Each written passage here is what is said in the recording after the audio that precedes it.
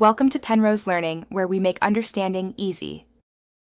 You should start by placing your raw score, mean, and standard deviation into labeled cells so Excel can reference them.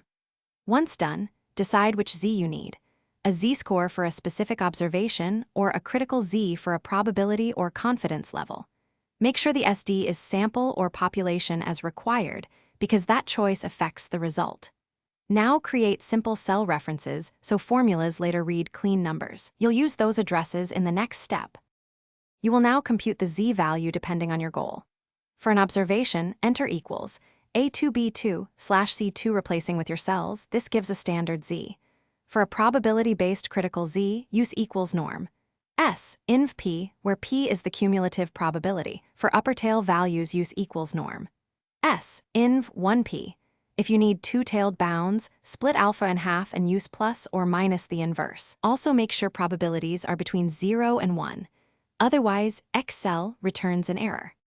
Finish by formatting the Z cell to 3 or 4 decimals so results are precise and presentable. Once done, verify. Feed your computed Z into equals norm.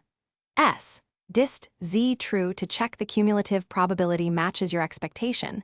This confirms direction and sign.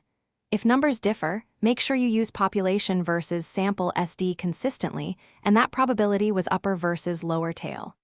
As a tip, if Excel shows hash NUM or hash value,